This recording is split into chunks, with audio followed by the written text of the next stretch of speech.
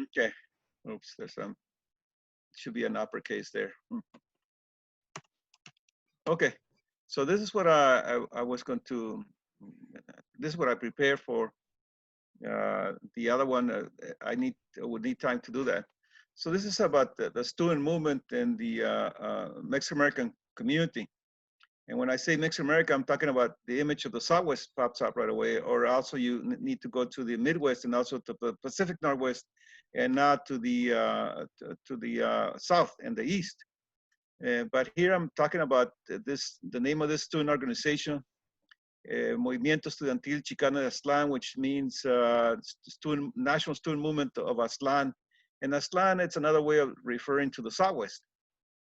And basically, it was a progressive and revolutionary Mexican American student organization from 1969 to the 1990s. And now what you have today is the rise of a new activist generation, because basically the baby boomers are dying off, and now you have the young people coming up and they say, well, what do we do? Because for example, they don't like the term, they don't like the word Aztlán and the name of the organization, because they say that the Native Americans always say, hey, what are you talking about? You know, you're coming in here and you're being an imperialist. And then they have questions about queer rights and women's rights and gender, and so there's all types of questions that pops up. So they feel that the name of this organization is limiting. But I will go back to what happened to it, because yeah, ironically, the students, they're basically their struggles, their internal struggles. They're talking about. I'll take you to the website to see their struggles right now, so you can see what they're doing. So let's see, where's it at now? This is here, campaigns. I'll go to campaigns and what they're doing right now. And let me check this thing. Okay, I have to find it. 1 minute. I have to stop share and look for it. Okay. Let's see. Okay. Let's see, Knox. Where's MEChA? Okay. Let's go. Let me see if you see this. You see that? No, I have to go to share screen again here. Okay, here's the organization. You see that now? Okay. Okay, that's the organization. Let's go to what it's campaigns. What are they involved in right now? Okay, look at this. Familia, trans queer liberation movement. Okay. So this struggle's been on from the 70s, from the 90s to the present. And so they're concerned about that. The other thing is Black Lives Matter. They're concerned about that too. Okay. What are they else concerned about? Boycott dollar stores, or I guess the environmentalist struggle in the barrio. Okay. And here's another one. How they're dividing families by at the border by imprisoning them, and then here, of course, the worker struggle. I think that this the worker struggle is from Florida, okay, and so they're involved in that. And also here's another struggle, okay, with Native Americans, I think, okay, so they're there. And then there's the 5 for 15. They're involved in that. They're concerned with that, okay. And then also another struggle with farmers. Okay, so that's are the struggles that they're involved in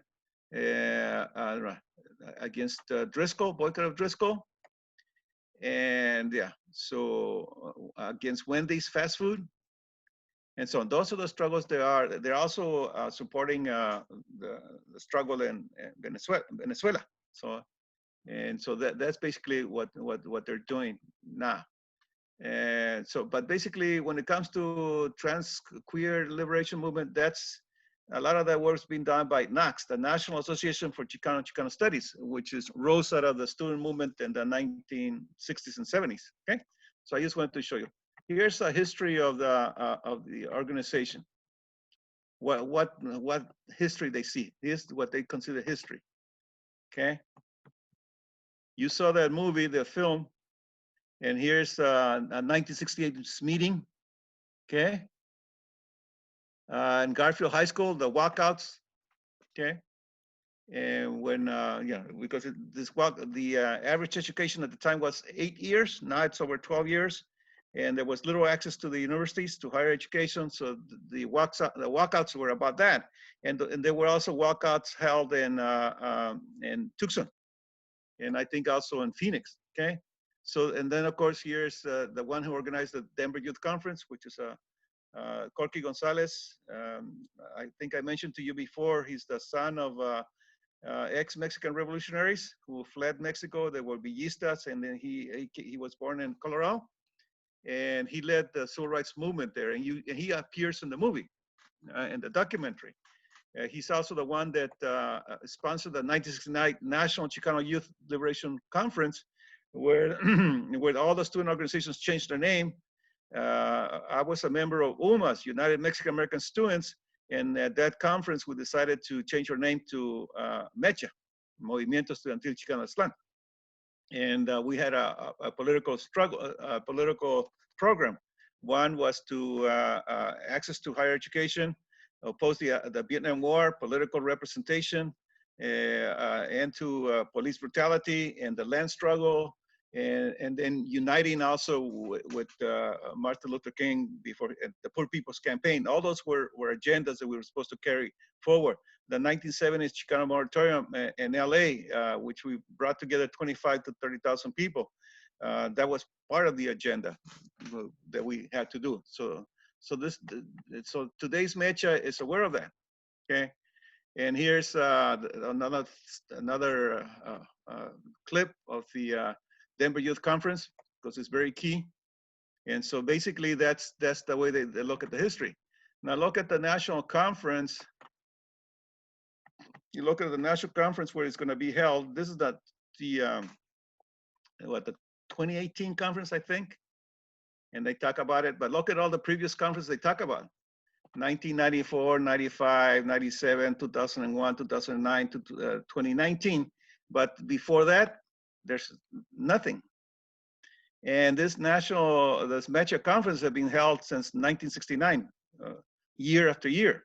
So basically you have here about what, 24 years that are missing, okay? Because this is the new generation, okay? So just to show you that. Another thing here, it's, let's see, I think it's an About Us. I'll show you here here's the symbols that the name of the organization. On the right, you have MEChA, and that's the 1960s. It was developed in 1969, and the student movement there, okay? And you look at the eagle is a traditional symbol in Mexican culture. And of course, here, the eagle on the right claw has a Aztec war piece, and then on the left side here they have a dynamite. So that's a symbol for sparking a movement, a social movement. And on the left, what you have here, por mi raza habla el espíritu, my spirits speaks for the people. It was about the plan. It was the Plan de Santa Barbara, which was to work for access to higher education, and also that any educated person would always go back to the barrio and help solve the labor programs, health programs, and the rest. Okay, so and then here, but look at this one. Now, this is the map now that they're dealing with. When in the 1969, 1970s, all we had to deal with was California, and, Arizona, New Mexico, and Texas. And also we had some chapters from Chicago, and maybe a chapter from Washington State or from Oregon, but very few. And today, look what when they organize, they now have to organize in the South, okay, and in the East, and also in the Midwest. And what happened there is after Proposition 1987 was passed in California, where you have a lot of undocumented people and they were denying them basic services, they fled California, they fled the Southwest, and they went into the Midwest, into the South, and to the East, because they were welcome there to work. So basically, That's what MEChA has to do now for organizing. Okay, so therefore, they're basically Chicano students are all over the U.S. So I just wanted to show you that. Let's see. Okay, so let's see what else. Okay, yeah. So that's his campaigns documents. Here's some of the documents for that. Let's see. Okay, here are the documents for that organization. It's the same ones that when I was a student, I was very familiar with those. There's the yeah. See, yeah, there's a history here and there, all the other stuff. What's the philosophy? Here's el plan espiritual de Santa Bárbara, which is talks about access to higher education. Right below is el plan espiritual de Aztlán, and if you saw the movie, it's a poetic text written by a poet named Alurista, but basically talks about the need for education, for the fight against poverty, the fight against the Vietnam War, and also the fight for political representation, and also the need to have a cultural struggle. Okay, so that was part of it, and so okay, those are all the founding documents. They have some other material. And then, of course, this is when finally they started discussing gender and sexuality. And that discussion is going on inside the National Association for Chicano Studies, because many of the students who take classes across the Southwest and elsewhere, whether it's Chicano Studies or Latino Studies, they're all taught by members of the National Association for Chicano Studies, which I'm a member also. Okay, and it's so because basically that organization prioritizes social research with a social outcome to resolve society's problems. Okay, so just wanted to show you a little about the MEChA. Let's see. Okay, now let me go back to the oops, I stopped share. Okay. Oops, what is going on? Okay, let me. Oops, hold on 1 minute.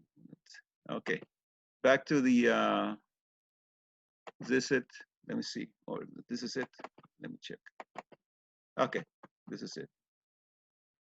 Okay, so just to let's see. Oops, I need for it to go out.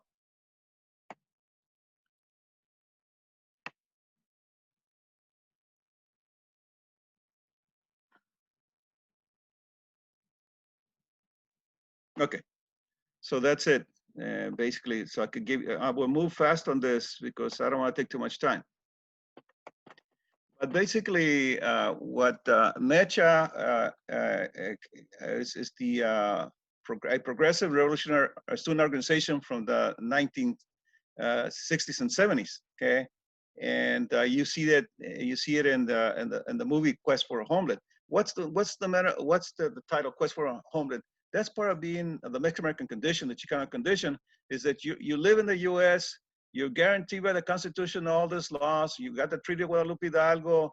You're a citizen, but then you come in and you always face social limitations. Unemployment is high. Representation in the prisons is high, and there's low health care.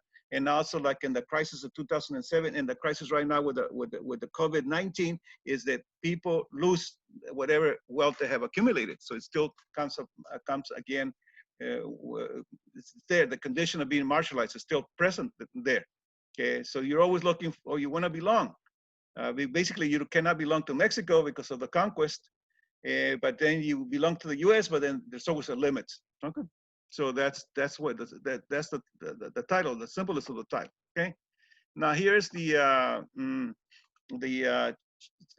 MEChA, which is came out of the 1969 Denver Youth Conference. There's a Plan Espiritual de Aztlán, there's a Plan de Santa Bárbara, and also there was all across, after the Plan de Santa Bárbara, all across the Southwest, there were organizations organized, set up for to assure guaranteed access to higher education, okay, and means politicking and so on.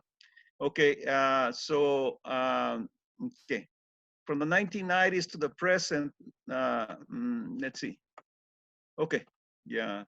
Well, I myself was a member of MEChA from 1969 to 1984. So I'm very familiar. And as an instructor, professor at ASU, I've been mentoring MEChA students from 1992 to the present, and I still do that. Okay, I involve myself in struggles. Okay, let's see. Well, let's go back what happens right after the conquest. We become a classic colony, but afterwards it's just an internal colony. What's an internal colony? Now you're mixed with the colonizer, but you don't have the rights, and you're always economically subordinate, salaries and many other things, health. Okay. So, but here's what happens in Texas. How's it was the setup? The war in 848 plus from 1823 to 1917 was the Texas Rangers. Look at that. It was organized in 1823, before 1836, before the war in the Alamo, before 1848. And it was also used to lynch a lot of Mexicans and to expropriate land and also to ensure cheap labor, okay? And then also 1950s in California, the miners tax, okay? And what did that ensure is that the Mexicans who went to find gold, they could not do it, but they could sell their labor. And that's when their labor was halved. And then you go to the New Mexico, the people lose their land grants. To the carpetbagger capitalists. They come from the East, some come from England, I think. And then what happened in Arizona? In Arizona, you had the Texas Rangers, okay, from 1901 to 1908. And then they came back again in 1957. And look at that. They came back when again? 2002, when the immigration struggle was coming, okay? Russell Pierce had a relative, an uncle or something, was a member who was an Arizona Ranger. He was very proud of that, okay? And also the Texas Rangers were used to break the strike, the Florence Mexican strike back in 1903. And they were also used to break the strike, the Mexican strike of Mexican workers in Cananea. So once again, it's the same function as the Texas Rangers. It's just there. It's a copy, okay? And then of course, in Texas, okay, here's how the young people reacted, how they got, what happened after the conquest. In Texas, which was the first state to be integrated, you had Juan Nepomuceno Seguin. He was born in 1906 and he died in 1890, and he helped in the Battle of Alamo. Okay, he was in 1936. He was a Texas senator from 1837 to 1840. Okay, but eventually, by racism, he was forced to go back to Mexico, and he fought on the Mexican side during the Mexican-American War. And then after, a long time after, when he was older, he was pardoned by the Texas Republic, and they allowed him to come back, and they have a town named after him, and they have a monument dedicated to him. Okay, it's always the same thing, quest for a homeland. Do I belong? I do not belong. Okay. Okay, let's see what happened. Francisco Ramirez, he was 19 years old during the conquest or so, right after, immediately, and he really believed in the conquest and the war on the side of Americans. He believed in the Constitution, but then he started seeing how Mexicans were being treated in California, so he established a newspaper called El Clamor Público, and it was there from 1855 to 1859. You can read it; it's in Spanish, no. But once again, he became disillusioned. Okay, so that's basically how the Mexicans were integrated in a subordinate way into American culture, and it's still practiced today in some form or another. There's always those limits, so you always need to struggle, and students have always played a key role. Okay, now let's go to the status of Mexican Americans youth in the early 1960s. Educational attainment, 8 years only. Minimum access to colleges and universities. High unemployment rate. And in terms of jobs, outside the regular labor market, nine union jobs. Prison overrepresentation, military overrepresentation. And then what else? But at that time, the most progressive term was Mexican American. It was no longer Mexican or Mexicano. Mexican American was the term. It was used in different places, okay? I myself used to call myself Mexican American. I still do, but I use primarily Chicano because it means a certain political position. Here's what's happening in the 1960s across the US. You have Students for a Democratic Society, which eventually splintered into several groups. You have the Black Student Union, you have MEChA, you have Native American groups, Asian American groups, and you have minority women's groups, Black, Chicanas, Asians. All those groups came up at that time. Some of them today are in key power positions, okay? Here's what happened with MEChA. Okay, immediately it became, it took over immediately a Southwest network, and it had a region to the Midwest and the Pacific Northwest. Because at the 1969 Denver Youth Conference with Corky Gonzalez, and you see him in the movie, the organization, it was a call across the Southwest and outside the Southwest, and people came in and they were members of UMAS, United Mexican American Students. They were members of Mexican American Youth Organization, Mayo. They were here from Arizona. There was a group called Los Conquistadores, which had been founded by Rosalía Muñoz's uncle or so. Okay, that was a term that they used, and of course they were romanticizing the Spanish conquerors of the Southwest. Okay, and of course since Mexican Americans in Arizona were a subordinated group, they were using them for access to higher education and to improve the condition of Mexican Americans. And there was also the Mexican American Student Association, MASA, okay? And then what happened is then we decided, we voted that we would adopt the name MEChA, okay? Today, they want to get rid of part of it. They only want to keep, they want to keep only Movimiento Estudiantil. Okay, that's their thinking today, the recent conference. But there is division, so you don't know what's going to happen. My only fear is that we will lose the national network. Okay, here's on the struggles that MEChA participated. I'll just run them down for you quickly, okay?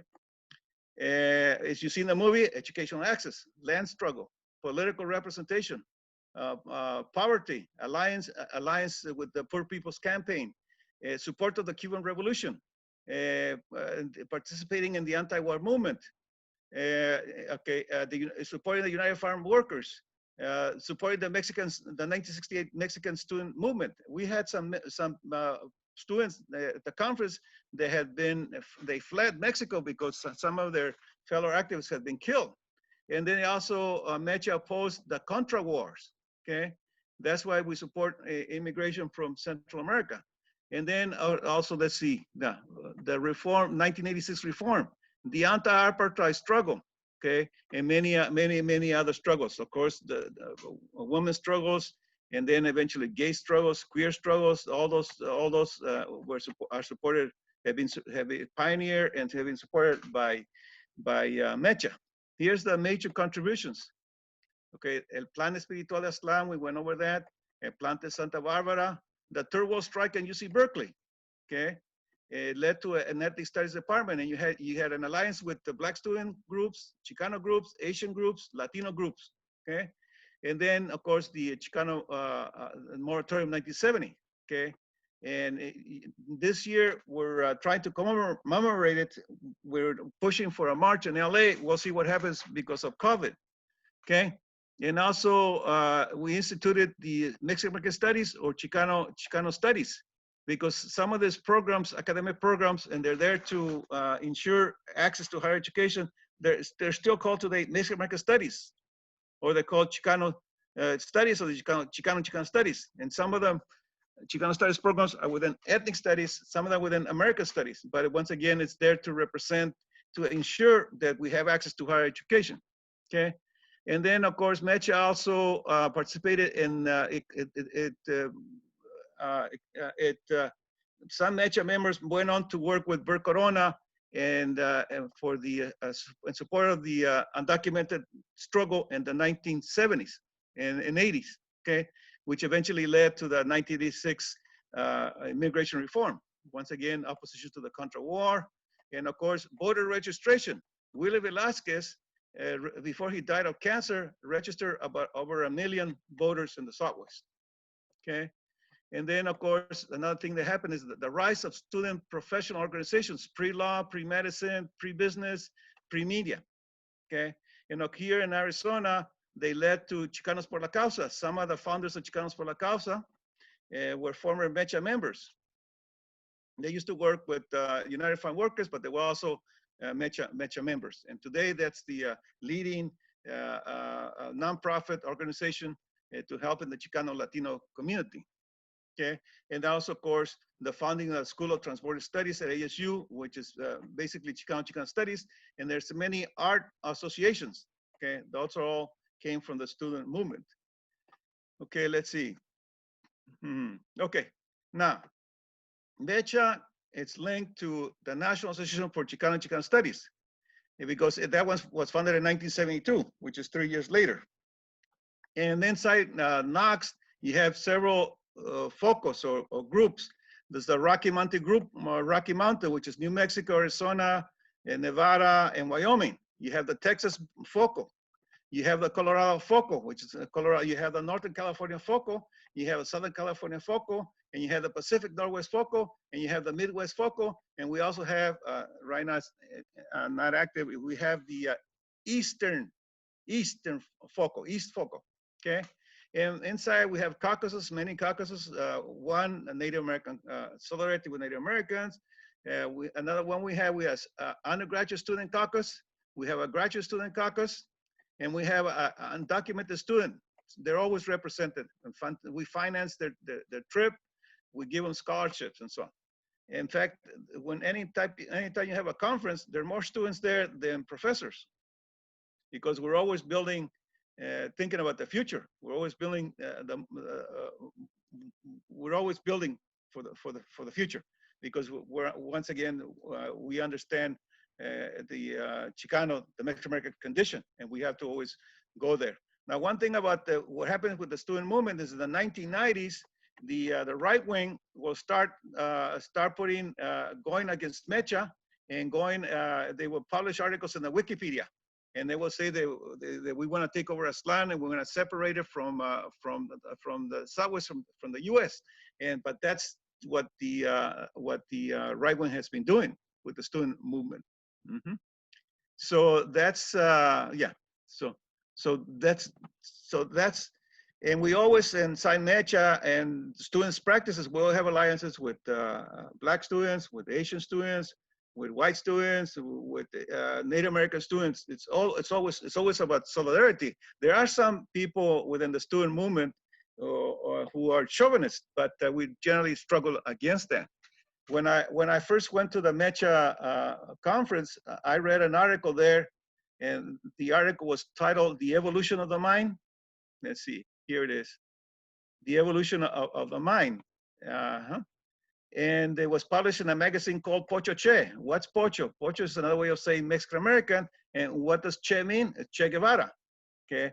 And then there's an article there called The Evolution of the Mind, and you have 3 levels of consciousness. You're Mexican American, which means you accept the system as it is. You take a conservative stance. You're a Chicano, which means you fight for liberation. Or you're also your third world. You build alliances with people of color. And also, of course, you're a humanist. And that's where the Marxist worldview came in. Okay? Comes in. So, but basically, that's what you have. That's the student organization. Okay? And I showed you already their pages. And basically, to conclude, no, a progressive student organization, MEChA, was the leading student organization of the Chicano baby boomers, okay, starting in 1969. It surfaced during the 1960s liberation movements in the US. It has made significant contributions to the Mexican American community. It contributed to other national and international struggles. And MEChA has been challenged by the rise of professional student organizations, okay? You go to any university now, and you always have MEChA competing with the pre-med, pre-law, and pre-business, and they have those student organizations want their own funding, and generally that's where the conservatives hide.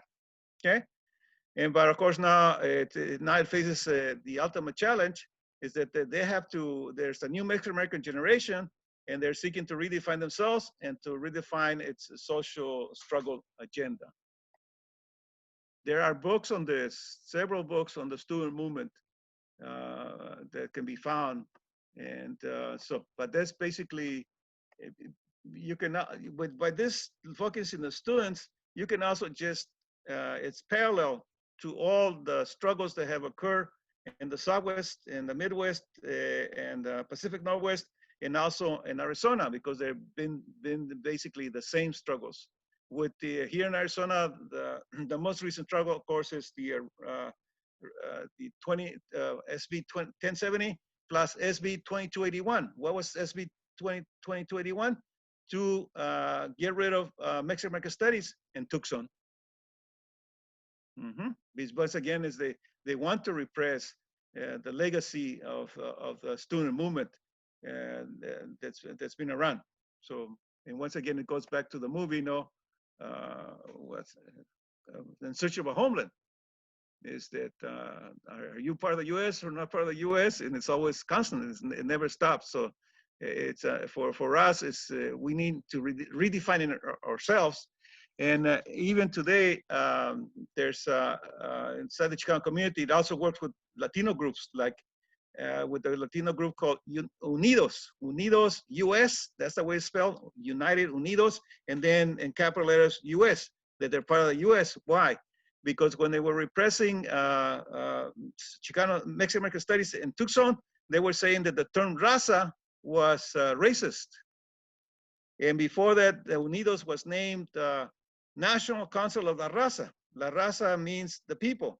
But because it's very similar to the word race in English, you had, I can't remember the two people who were pushing 2281 saying that Mexican American Studies was racist. So in this organization, it's Unidos, which used to be the National Council of La Raza, has a budget of $2 billion a year from both the government and also from private companies. And basically they used those funds to support nonprofit organizations inside the different communities, not only in Mexican American communities, but Cuban American, Puerto Rican, Salvadorian, Guatemalan, all the groups, because all the different groups, Hispanic groups, have their own home-based, ethnic-based organizations.